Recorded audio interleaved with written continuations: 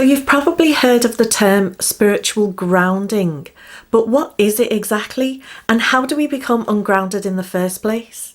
Well, wonder no longer, sweet soul, because that's exactly what we're going to be exploring in today's video. So boop that like button and let's dive in. Hiya lovely, welcome back to my channel. If you're new here, I'm Shirley from Sacred Huntress, helping you to create the life you deserve through healing, self-care and spiritual purpose. Now in this video, I'm going to be clarifying exactly what it means to be spiritually grounded, as well as exploring some of the reasons why we become ungrounded just through normal day-to-day activities. Plus, if you stick around to the end, I'm going to list some telltale signs for you to watch out for, which mean that you may be ungrounded. So what does it mean to be spiritually grounded? Initially, it might feel like a contradiction in terms because many of us are raised to believe that spirituality is associated with the heavens and then grounding is associated with the earth. But to be spiritually grounded simply means to be centered within our physical body. It means to be deeply connected to ourselves and to the earth. And it also means to be fully present within the moment. So why do we become ungrounded? Now there's no doubting that the world can be a beautiful and magical place, but it can also be extremely challenging. And so we only need to think about the 24-hour news cycles that we're surrounded by, and we're consistently being bombarded with messages and harrowing images of environmental crises. There's humanitarian issues, there's political unrest, there's famine and wars and, just corruption and inequality. And all of these things are filtered into our homes 24 hours a day, 7 days a week. And that doesn't even begin to factor in our own personal journey throughout our lives. The relationships, the work pressures and other stresses that we have, as well as our own spiritual awakening and spiritual ascension process, which in itself can be extremely challenging. And so sometimes the world can become too painful for many people in their spiritual journey and many sensitive people as well. And so spiritual kind of people and sensitive people escape sometimes into the realms of the mind and into the realms of fantasies and into the realms of spirit, which are a lot more comfortable than our day-to-day reality. So what does being spiritually ungrounded look like?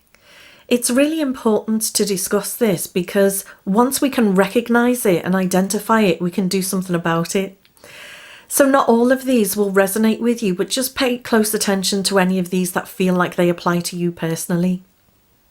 So, have you ever had that experience where you're scrolling through social media and you kind of come to almost and realize that an hour's gone by and you honestly couldn't even say what you've been looking at, or you couldn't remember anything you've read or things that you've seen, and the time just seems to have zipped by?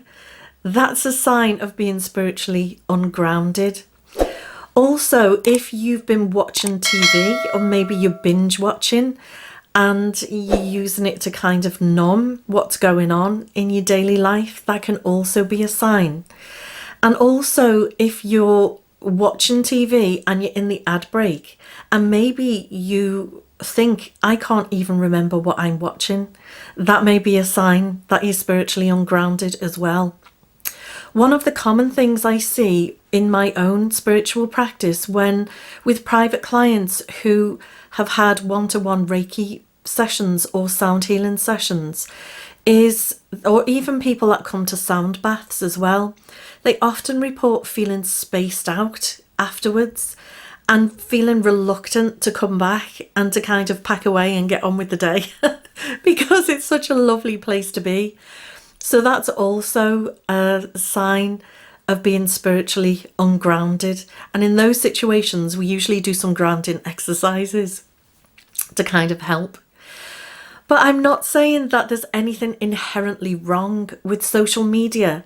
I love like scrolling through Facebook or Instagram, and there's nothing inherently wrong with watching TV or movies to decompress. And especially not to, having Reiki sessions or attending sound healings and sound therapy. There's nothing inherently wrong with those practices. The key is really to just keep it in balance. Consider asking yourself as you move through your day, is this enhancing my life? Is watching Real Housewives enhancing my life? It might be. To watch one episode is a great way to decompress. I love the Real Housewives.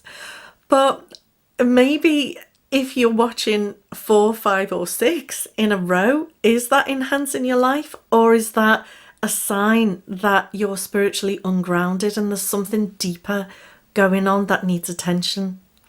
Here are some telltale signs to watch out for, which may indicate that you're spiritually ungrounded. So you may feel lightheaded or dizzy.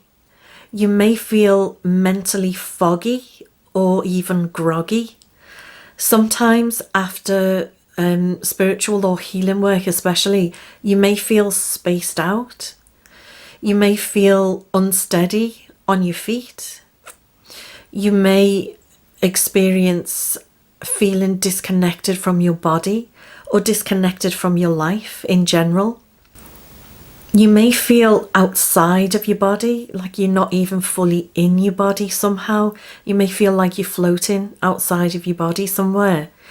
Or you may experience feeling jittery, like you've drunk far too much coffee. Or you may feel anxious as well. There are so many different ways that spiritual ungroundedness manifests in different people, and it is different for everybody.